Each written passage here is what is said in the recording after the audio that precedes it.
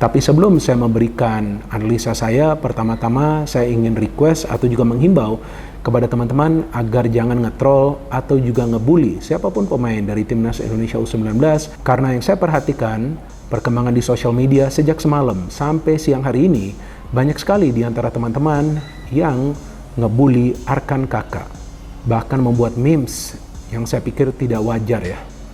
Dan saya harapkan teman-teman menghentikan semua ini. Karena gak boleh juga kita memberikan tekanan kepada para pemain muda kita yang berjuang habis-habisan bagi Timnas Indonesia. Dan saya pikir bagi Arkan Kakak performanya tidak berkembang karena memang dia bermain dengan beban yang sangat besar. Dan saya harapkan dia bisa belajar dan juga berlatih lebih keras agar dia bermain jauh lebih baik lagi. Karena memang usianya juga masih muda ya, baru berusia 16 tahun loh teman-teman pemain ini. Jadi kita jangan memberikan dia tekanan mental. Nanti gimana caranya Arkan Kakak bisa berkembang? Kan pemain ini juga mencetak 2 gol ya di Piala Dunia U17 lalu. Dan saya juga memberikan kritik kepada Arkan Kakak, tapi kan saya juga tidak memberikan kritik secara sarkas. Gak boleh seperti itu, nanti yang saya khawatir terkena juga nih mentalnya pemain muda ini kan.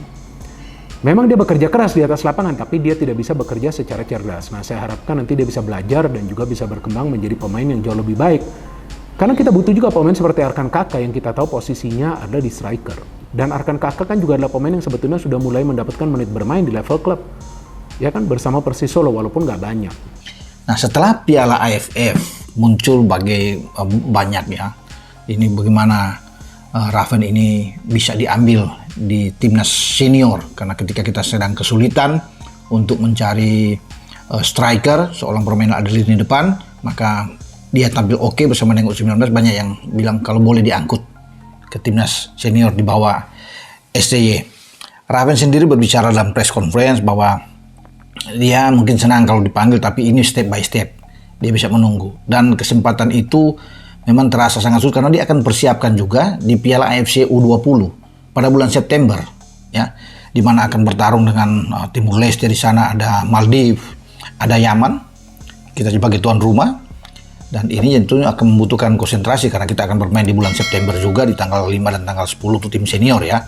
Kemudian dilanjutkan pada tanggal 21 sampai 29 September di U20. Jadi memang sulit bagi dirinya untuk bisa bermain di 2 kesempatan berbeda ya. Dia mungkin merasa terhormat, sangat senang, tersanjung kalau memang dipanggil di tim senior. Tapi dia merasa saatnya sekarang untuk tetap fokus juga di tim U20 ini karena targetnya ada di sana sebenarnya. Seperti yang dikatakan oleh Indra Safri dalam press conference, bahwa target yang sesungguhnya adalah bisa lolos dari grup kualifikasi untuk Piala Asia ini yang nantinya putaran final akan berlangsung di Cina.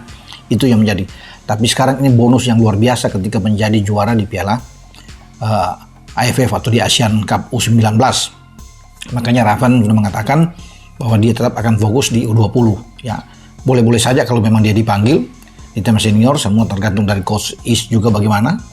Tapi dia kan sangat dibutuhkan tenaga dia di U20 nantinya, karena itu adalah ajang setelah kita lolos ke Cina ya, dari 10 grup yang akan tersedia dengan 5 runner up terbaik yang bergabung dengan Cina, itu kesempatan 4 tim nantinya akan berpeluang lolos ke Piala Dunia yang 2025 untuk U20. Makanya Raven tentunya akan berkonsentrasi di sana untuk membawa tim Indonesia ini bisa lolos ke Piala Dunia U20. Bisa jadi kakak seperti turnamen sebelum Piala Dunia. Tapi kan kita nggak fair untuk menilai Kakak bermain bagus terus. Yep. This guy baru 16 tahun atau 17, gue nggak tahu berapa. Kelahiran 2007 ya. Belum 17. Belum 16 tahun. Jadi nggak fair. Maka dari itu gue nggak kritik Kakak sama sekali di final pas dia masuk. Yeah. Walaupun netizen bahkan komentator bilang lari Kakak. Nggak gue bahas sama sekali di mana-mana. Karena untuk gue, lu masih terlalu muda, wajar. Justru pada saat lu bermain jelek, nah sekarang tugas lu untuk bangkit lagi. Kalau mau jadi profesional, karena sekali lagi ini aset negara. Makanya gue agak bingung kok yang udah dulu dibahas lagi. But sekali lagi that's okay. Ini pendapat orang, kita harus hargai ya. Tapi kan ini seperti kepingan terakhir nih dalam teka-teki atau puzzle Shin Tae-yong yang sekarang sedang menjadi striker untuk timnas senior ya kan.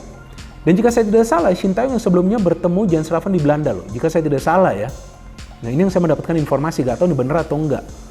Jadi bisa juga ada campur tangan Shin Tae-yong juga untuk memilih Jens Raven. Nah saya gak tahu ini bener atau enggak ya. Saya jadi nggak mau gegabah juga gitu. Saya harus cek lagi nih informasi ini. Tapi kan ya pada intinya ini striker yang memang bisa melakukan penyelesaian akhir. Bisa juga nanti Sintayong melirik dia untuk timnas senior. Tapi jika teman-teman menanyakan kepada saya, Bung Binder inginnya Jens Slaven bermain untuk timnas senior atau bermain untuk timnas U19 dulu? Saya memilih agar Jens Slaven bermain untuk timnas Indonesia U19 dulu. Biarkan dia berkembang. Ya kan, biar dia berkembang di dalam tim ini. Karena timnas Indonesia U19 juga punya target yang besar. Pertama-tama harus lolos ke Piala Asia U20, kedua harus lolos ke Piala Dunia. Tapi seandainya memang timnas Indonesia senior kita tidak mendapatkan striker baru dan Sintayong memang memilih untuk memanggil Jens Slaven, ya agak masalah juga. Tapi kalau bisa jangan diforsir. Sebelum lebih lanjut, jangan lupa tekan tombol jempolnya sebagai tanda bahwa kalian cinta timnas Indonesia.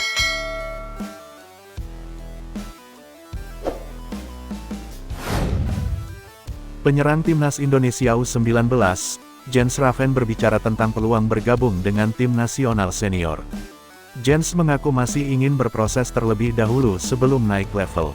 Jens Slaven baru saja berhasil membawa timnas Indonesia U19 juara Piala AFF U19 2024.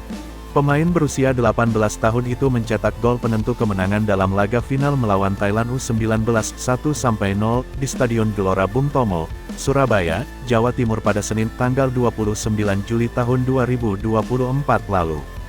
Satu gol itu membuat Jens genap mencetak 4 gol di turnamen tersebut. Performa menjanjikan dari pemain Dordrecht U21 membuatnya disebut layak masuk timnas Indonesia senior. Jens mengatakan tidak mau menutup kesempatan jika ditawarkan bergabung dengan timnas Indonesia senior. Namun demikian, pemain yang memiliki garis keturunan Yogyakarta itu mengaku masih ingin berproses di timnas Indonesia U19. Tentu sebuah kehormatan jika bisa masuk ke dalam skuad senior, kata Jens Slaven di Jakarta, dikutip pada Kamis tanggal 1 Agustus tahun 2024. Tapi untuk sekarang saya fokus terhadap tim ini, saya akan berproses langkah demi langkah, dan saya saat ini bisa tampil baik dan berharap bisa untuk terus konsisten dan mencetak banyak gol di sini, sambungnya. Jens berharap perkembangan bersama timnas Indonesia U19 membuatnya matang ketika bergabung tim senior. Dia menegaskan, saat ini fokusnya adalah membantu timnas Indonesia U19 terus berprestasi.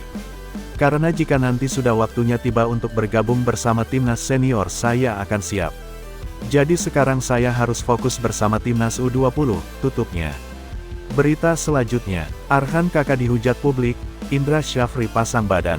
Pemain timnas Indonesia Arhan Kakak menuai hujatan dari publik usai gelaran Piala AFF U19. Pasalnya selama tampil di Piala AFF U19 2024 Arhan Kakak dinilai tidak menunjukkan performa apik. Arhan Kakak yang awalnya diandalkan sebagai penyerang oleh sang pelatih hanya mampu mencetak 1 gol sepanjang laga.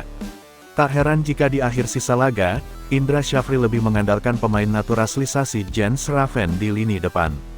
Beruntung, keputusan Indra Syafri berbuah manis untuk kemenangan timnas Indonesia U19.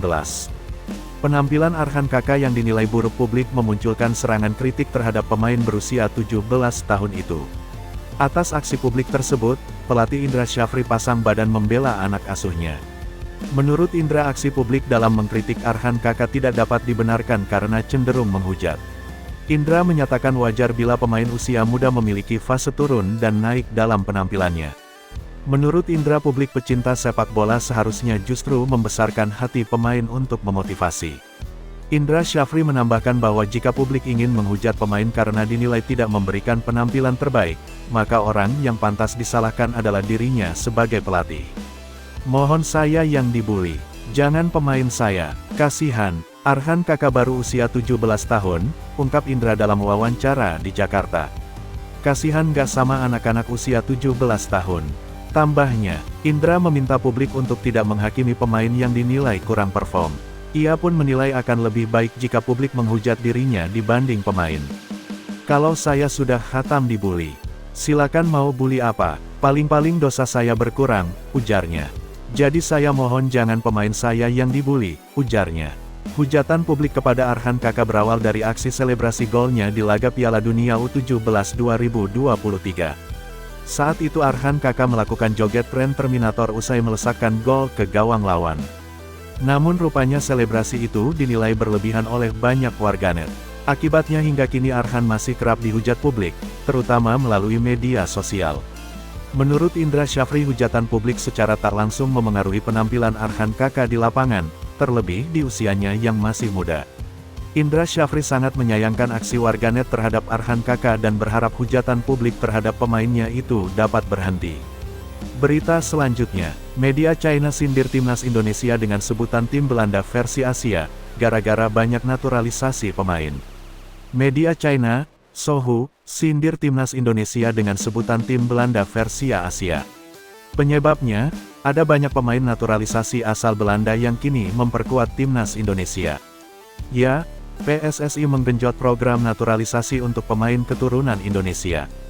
Sebagian besar pemain yang dinaturalisasi memiliki darah Belanda, di antaranya ada Tom Haye, Nathan Chuaon, Rafael Struijk, Ivar Jenner, dan masih banyak lagi lainnya. Kondisi ini jadi sorotan media China jelang pertemuan timnas Indonesia melawan China di babak ketiga kualifikasi Piala Dunia 2026 zona Asia.